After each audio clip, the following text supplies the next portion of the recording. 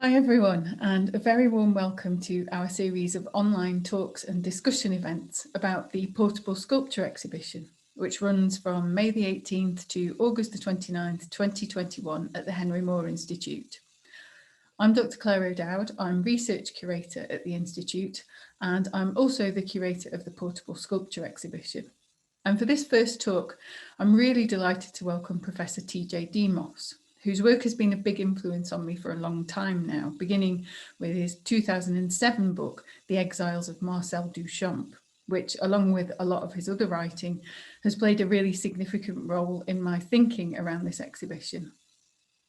TJ Demos is Patricia and Rowland Rebele Endowed Chair in the Department of the History of Art and Visual Culture at the University of California, Santa Cruz, where he's also director of its Center for Creative Ecologies.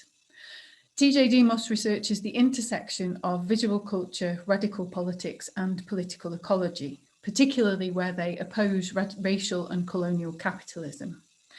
He's the author of several books, including Beyond the World's End, Arts of Living at the Crossing, Decolonizing Nature, Contemporary Art and Political Ecology, and Against the Anthropocene, Visual Culture and Environment Today.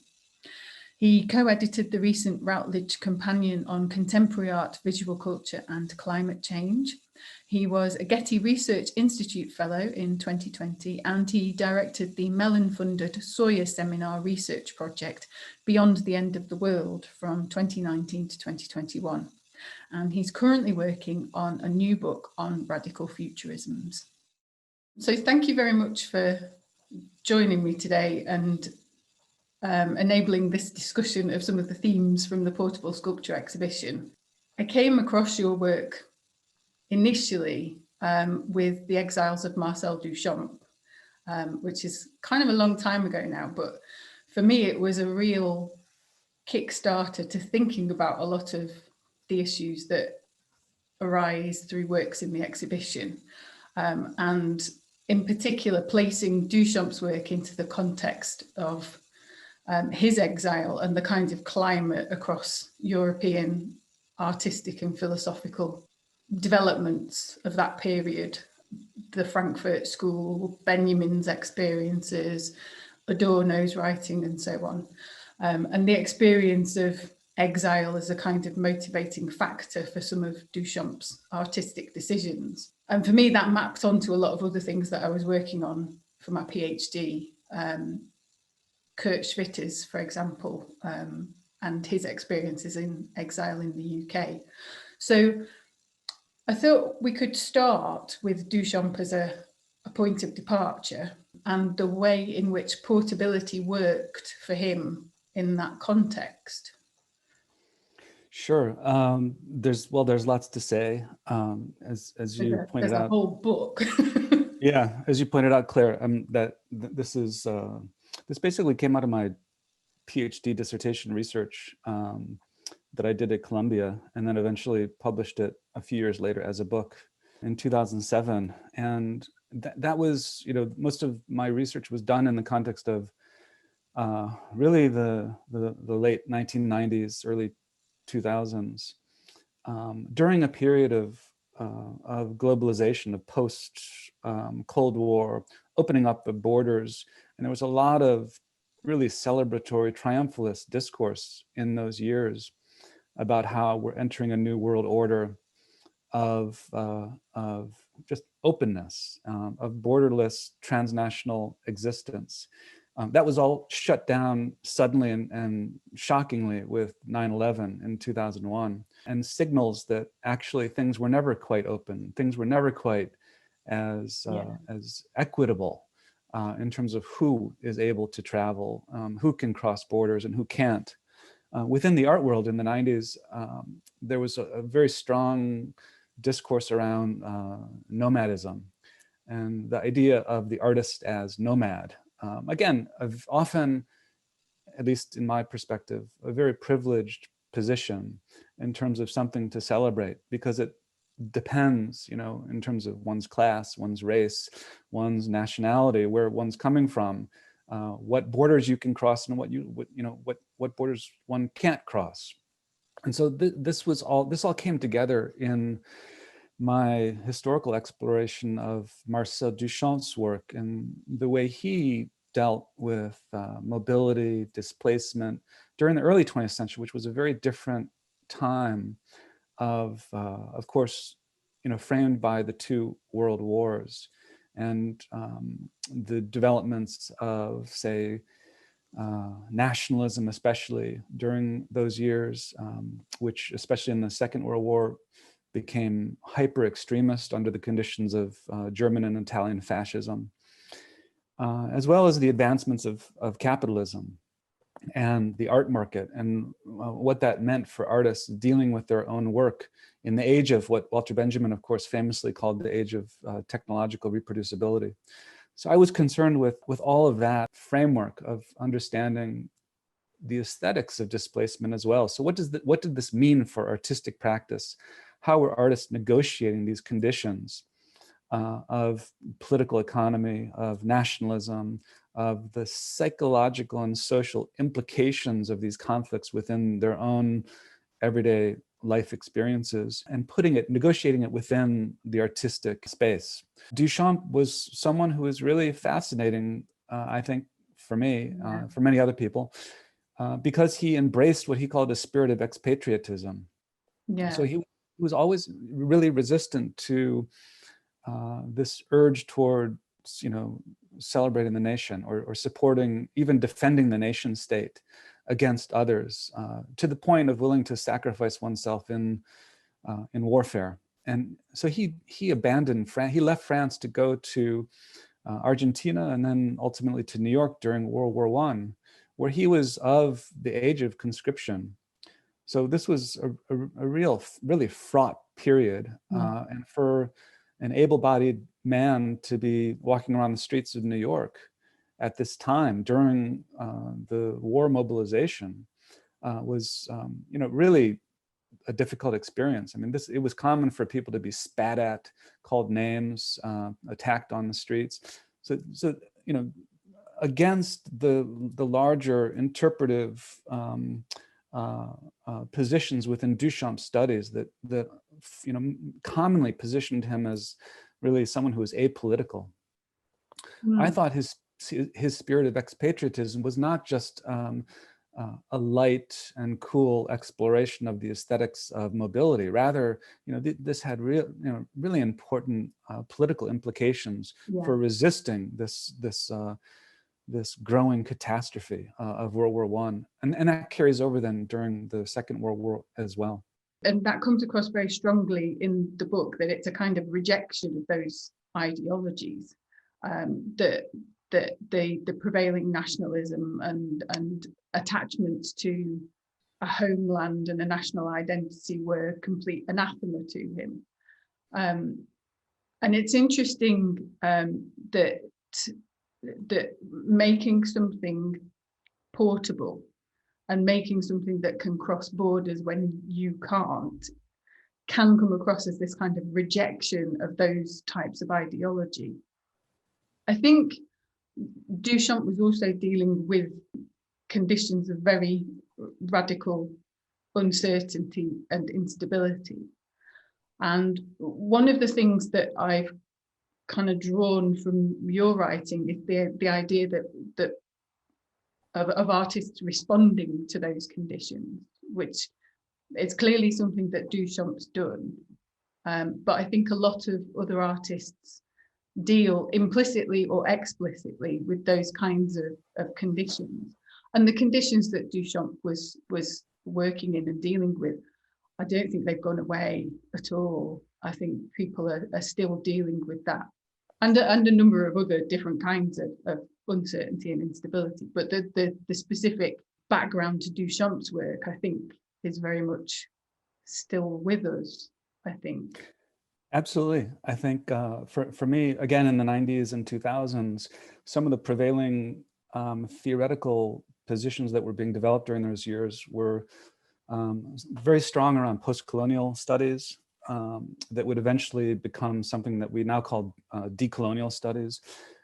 There was a lot of racial justice activism and gender-based, sexual-based equality politics and ways of deconstructing heteronormativity and queering identity in a variety of ways. And those all also resonated strongly with the work I was doing with Duchamp. And when you say, the rejection of the home or being homeless was, entered powerfully into aesthetic experience through these explorations of sculptural portability. Again, Duchamp was really prescient in terms of not only rejecting the conditions of the demands of nationalism on his French identity at the time, but also he was, especially during the teens, he was really involved with Paris and then New York Dada, playing around with sexuality, with gender formations, of course, rejecting the family as the dominating structuring matrix of modern capitalist experience. The notion of the boss or labor-based hierarchies, certainly part of his avant-garde transgressions were being carried out against basic social, political, economic hierarchies of the time. And that has not gone away at all. People are continuing to do this, and also against the backlashes that we've been experiencing recently, that whether we use the term ethno-nationalist or a new kind of hyper-conservative identity politics, or even quasi-fascism in the present, this rejection of dominant social ordering mechanisms in contemporary life is very much with us, and we can see early forms of radical experimentation through sculptural and more broadly aesthetic experience during that period. So when the rejection of the home, because the home is really important, and I try to open that up in relationship to Frankfurt School thinking, for instance, like particularly Adorno, against the home or the homeland, which was being reclaimed, especially during the period of the 1930s and 40s, by these fascist regimes that were seeing the home and the household, the family unit, as being a model for one's social relations within the nation state. So the father, the strongly patriarchal home was a model for the fascist governmentality ultimately, and also capitalist hierarchy. So within that context, people like Adorno were saying, given these circumstances of fascism, it's become a political and ethical obligation to not feel at home in one's home. And I think Duchamp was, exploring what that meant in terms of embodied experience and aesthetic experimentation through these projects like the Boîte en Valise or the Box in the Suitcase, which you have of course, in your exhibition as a model for subsequent practices that still carry on today. Yeah, absolutely. I think the other interesting thing about Duchamp's work, which is not talked about quite so much, is that he often referred to it as a financial endeavor, which I found fascinating. So on the one hand, he's rejecting all these dominant ideologies, but on the other hand, he knows he still needs to eat, and he's a businessman, and he's very canny. Absolutely. I don't mean to suggest he was some kind of really major anti-capitalist artistic figure. But he was definitely playing around with the market-based institutional condition of modern art, beginning with his ready-made experiments, and again in the teens. What happens when you take a commodity object that's industrially produced from this area, say the hardware store or domestic factory production, and put it in an art gallery and call it art? I mean, that was shocking and transgressive. It was also ultimately a way to make money through artistic experimentation. And he was very canny about this and was aware that that was happening. He was also aware that once he'd made those experiments and shocked enough people that the joke was over. But the paradigm had shifted. So it's quite a serious, really consequential act. And he also recognized that it had limited, it's not like you can just carry on and do this forever, but no. It's really fascinating. Yeah, and he knew it would be institutionalized, and he was perfectly aware of the systems that he was working within. Exactly. So the box in a suitcase, where he reproduces all of his objects in miniaturized form, Yeah. and then in a way mass produces them, is kind of a way. I mean, I call it homeopathic. Yeah. He's preparing himself, like psychologically or aesthetically, for exactly that. Yeah. That institutionalization of his own work, which he also found in some of the notes that he wrote, quite traumatic as an artist, to make something and then to give it up, whether through giving it away or through selling it. This can be quite an alienating experience for an artist. I mean, we can define it within Marxist terms, but also psychoanalytic ones. It's in some ways a challenging, difficult experience, especially at a time when you're losing your home and your homeland is being invaded by German Nazis. Yeah, definitely. I think Duchamp's kind of financial considerations were kind of, for me, it feels like a bit of a precursor of what was to come, definitely. And the way in which the art market became increasingly globalized and so on, and art objects could cross borders, but artists couldn't. And that is something that has emerged quite a lot through a lot of the work that's in the exhibition.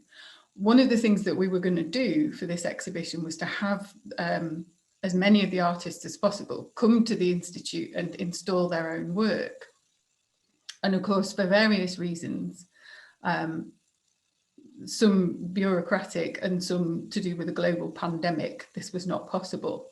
But it was perfectly easy for the artworks to cross the border when the people couldn't. And the kind of portable nature of the artworks meant it could work either way, that they could bring the stuff or they could send the stuff, even though they couldn't necessarily come themselves. And that also kind of keeps bringing me back to Duchamp and his jumping across borders. The claims of sort of free movement and things don't necessarily apply to people.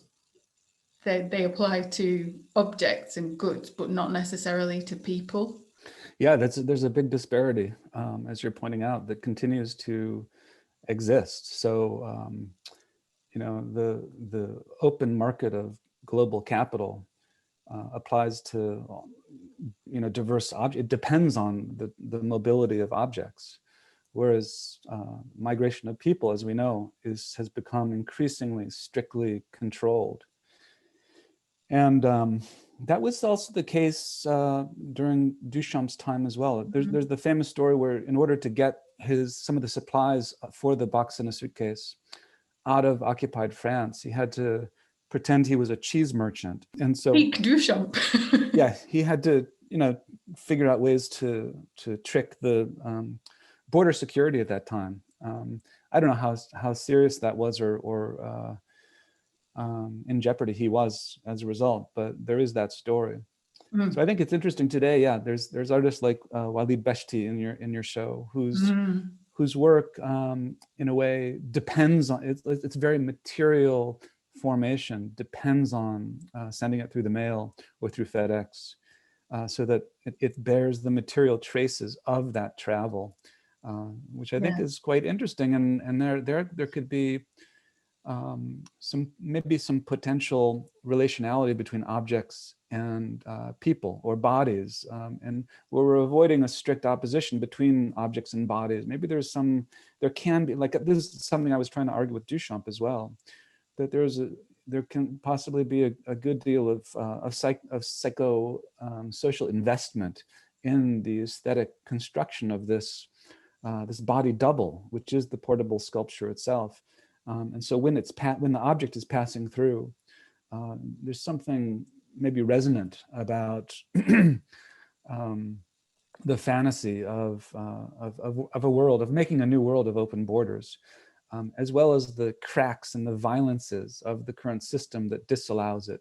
And maybe Beshti is opening up that kind of tension or dialectic. Yeah, I think that's a really interesting point. And certainly the violence and cracks of its FedEx journey are very much in evidence. You can tell it's been places and seen things, this object. It kind of epitomizes for me the kind of systems that things have to go through. The FedEx commodification of particular spaces, a box of a particular dimension is copyrighted to FedEx. And there's this kind of unfathomable level of faceless bureaucracy involved in this system of getting an object from one place to another, which is as nothing compared to the faceless bureaucracy of getting a person from one place to another, hopefully without the resultant damage that the FedEx box was subject to, but it's damage of a different nature, I think, in a lot of cases. Yeah, which can be much worse, of course. So it's a real inequity, and of course the current politics around open borders, I think, is really important to envision a different kind of world. So this is something else that I found interesting in the exhibition, was to look at portable sculpture for an aesthetic portal into a kind of world-making practices. How can these small, portable, miniaturized objects be spaces of world dimensional imagination, as well as, you know, a world that is very different from our present one. And I think that's, you know, again, lots of the projects in the exhibition are doing this. I thought that was interesting.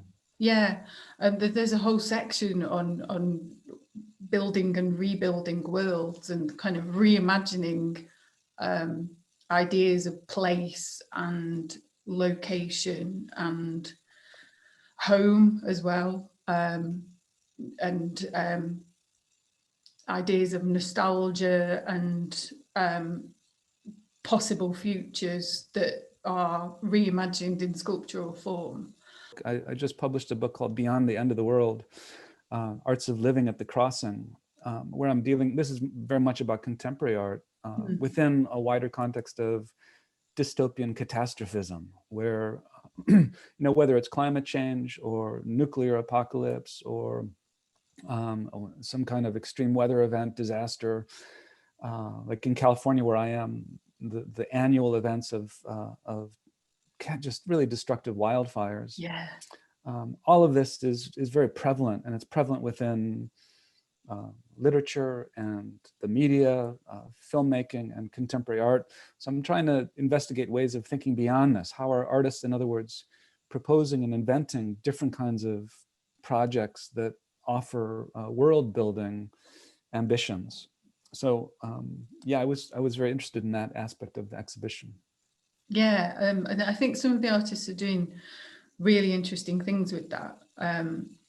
Liz Entz, for example, their work is very focused on ideas of mankind's impact on the landscape and ideas of sustainability. And that's been kind of translated into a system almost of making portable sculpture that represents and re-represents landscapes that are completely site-specific, but also completely portable. So they print up large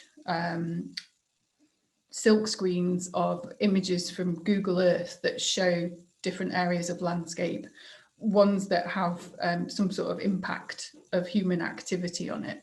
And then they collect trash from the local area and form a kind of substrate for the landscape underneath it, so that all that has to travel for the work is these rolled up, very, very fine silkscreen prints. And this is a kind of development of a very sustainable way of working, so that these things are very easy to transport, but also reflect the kind of processes that are happening in a particular locale, the site of the work, the kind of what's happening to produce waste material in that area, what kind of waste material is available, and what does that say about that specific location.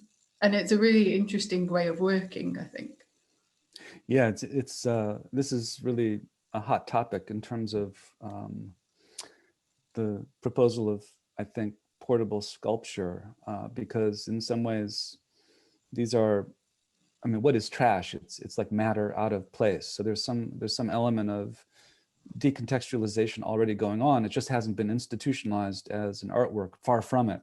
It's a place of, you know, of abjection or elimination, even though there is no place. Like there's this expression to throw things away. But what happens when you recognize that there is no away, right? There's no away. It goes somewhere, and that's always a problem. It's like this is in some ways I think that this taps into a fundamental major mounting crisis these days, which is just the unsustainability of growth-based capitalism, producing all these expendable throwaway objects when there's no place to throw anything away because there's no away. I don't know about in Leeds, but I expect it could be similar. The politics of trash is really a major issue in the States and where I am in Santa Cruz, and it tends to, it can be directed within a kind of a local politics that weaponizes trash against, for instance, houseless people. And this is a major issue where I am. So I'm wondering, if it takes on, like when they're doing these kinds of projects, using the waste in whatever place the project is set up, I'm wondering what kind of social discourse it taps into. Yeah, it's an interesting one, because for us, while we were doing it, we actually had tremendous trouble acquiring trash because we were in the middle of a lockdown. Most of the city centre businesses are closed. So there actually wasn't anywhere near as much trash as there usually would be for us to collect and amass for this installation.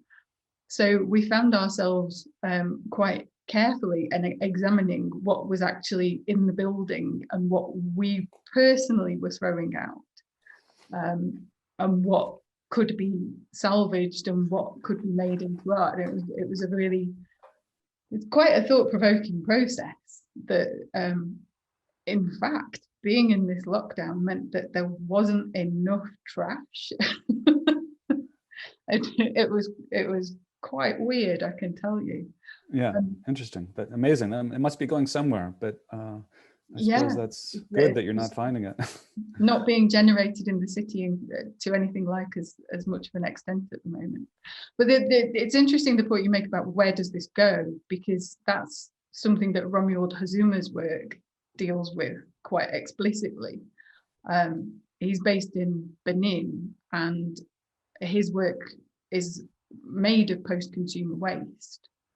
And he's explicitly making the point that that consumer waste is ending up in Benin on his doorstep.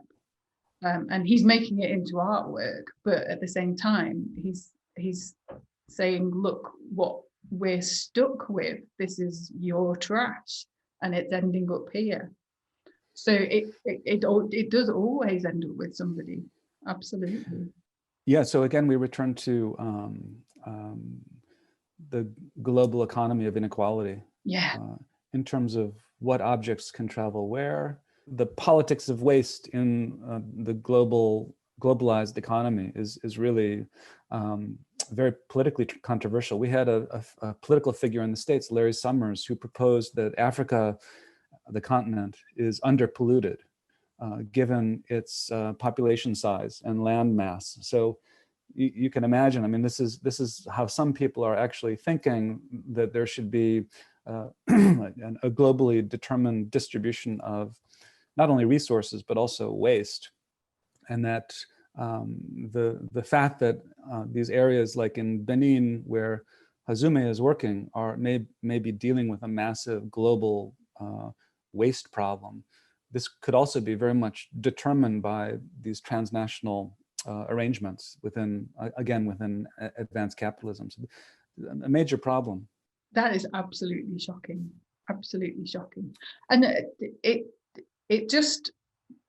really raises the issue of equality, and the equal distribution of trash is a ridiculous concept when you consider where the trash is coming from. That there can be no equal distribution of it. The people who created it should really deal with it. But I mean, I'm speechless. I hadn't come across that, and that's absolutely horrific. Yeah, it's a question of environmental justice. Ultimately. Yeah, absolutely. There's just no words. How can trash be subject to the same kind of international flows and the same kind of economy as commerce? Yeah, well, in part, it's waste maintenance systems are themselves commodified, so it's possible for people to really invest in this and to provide services that then are able to gain large-scale contracts for the distribution of waste. It's a little bit like when China recently decided that it would stop taking plastic recycling objects from Europe and the States. This is a big deal. Like, where is this stuff going to go, and how can it be at least in part recuperated through recycling? Although we know not all of it can, but it's a major question, and it's not going to go away.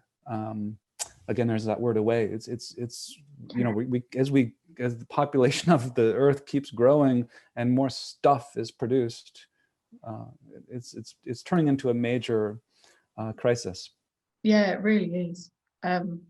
Yeah, absolutely. So in terms of portable objects or portable sculpture, this is maybe proposing some necessary environmental justice-based frameworks around how we conceive of how materiality travels, whether it's commodity objects or waste products. Yeah, absolutely. And a lot of the objects that are in portable sculpture are solutions to problems.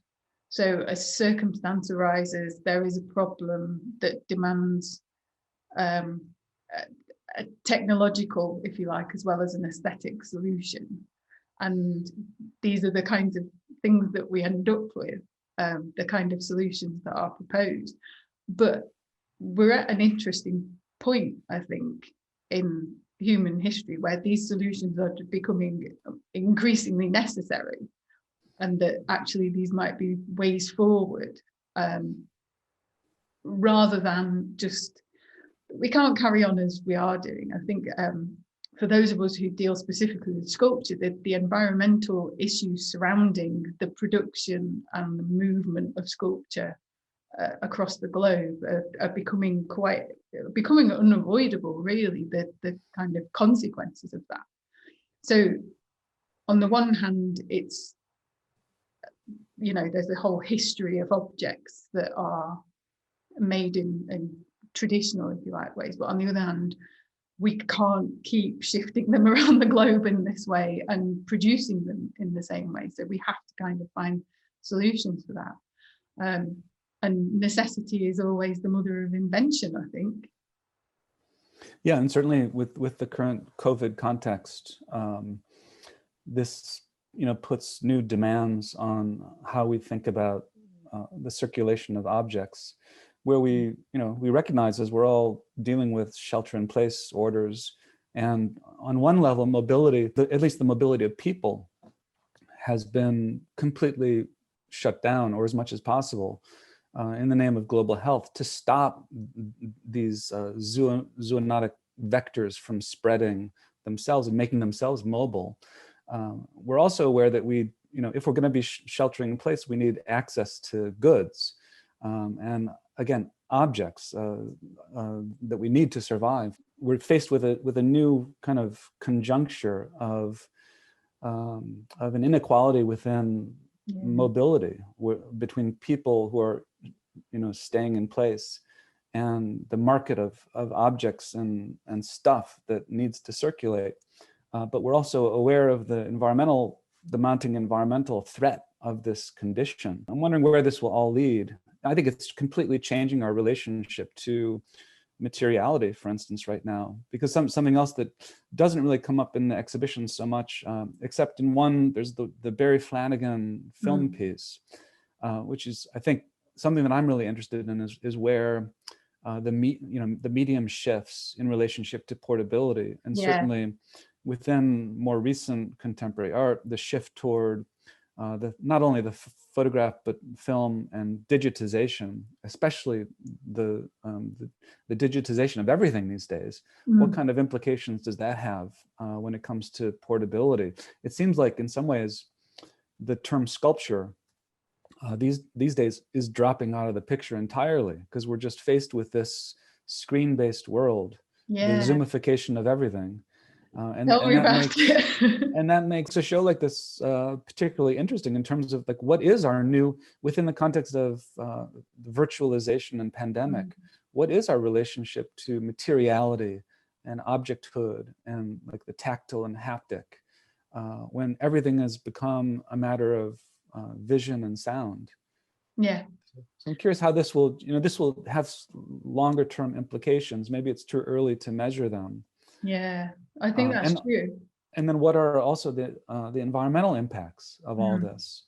Not only the circulation of necessary supplies for survival, but also the impacts that the IT economy is producing based on these, these incredibly energy intensive server farms, the rare earth materials that needs to go into them, the neo-extractive colonization to access these materials. We're really dealing with lots of crises now. Yeah, it's a huge question because we're dealing with the unnecessary movement of objects, but also the unnecessary movement of huge quantities of data, and that eats up so many resources. It's a conversation we've been having quite a lot recently, and also wrestling with the possibility that we've just made an exhibition that nobody will see, and what do we do with that?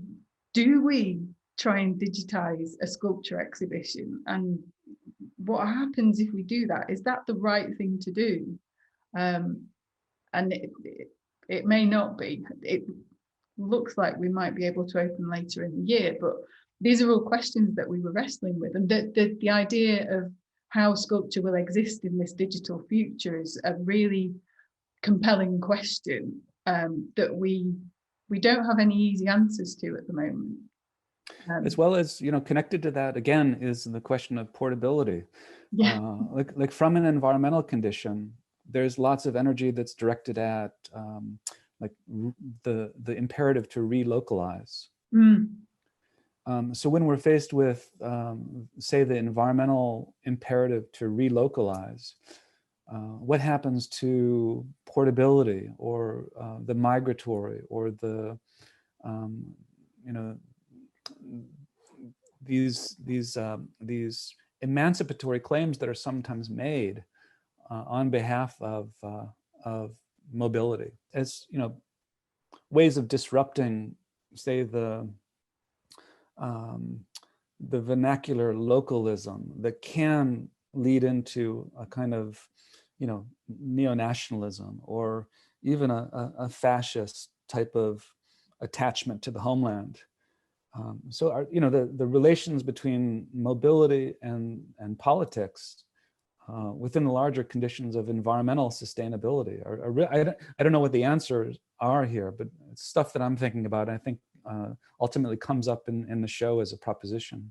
Yeah, for sure. I don't think there are any easy answers to it, but I think it's becoming more and more of a pressing question. The idea of being of the local versus the global becomes increasingly sort of compressed under current circumstances, while we're all confined to screens. That somehow we aren't going anywhere, but we're going everywhere. And it's a weird time. It's a weird time to be making exhibitions, and it's a weird time to be making art, I think, for a lot of people. Yeah. Again, I think that takes us back to the Duchamp box in a suitcase, because he was really he was himself thinking about exactly that at an earlier moment, where the economy, the market, the art institutions hadn't progressed in the way that they have today. But this idea of coming to terms with an inevitable sense of dispersion was something that was very integral to his practice. It wasn't an easy experience. It wasn't something that he was simply celebrating, according to a nomadic, like Deleuzian idea of just being a body without organs, or just completely entering into a smooth space of globalization. But he was also aware of the dangers of reacting against it, that could bring on like certain fascist desires to stay at home and to keep the dispersive out, which could lead to forms of state violence or even genocide. So how to operate within that tension between living somewhere and facing the demands of mobility and dispersion. That was the challenge, I think, of life at that time. And in some ways, we're still dealing with this, even if it's a different set of circumstances. It is, absolutely. Well, I think having circled back to Duchamp again, that is a pretty good point to end on. So thank you so much for this conversation. It's been absolutely awesome. Thanks, Claire.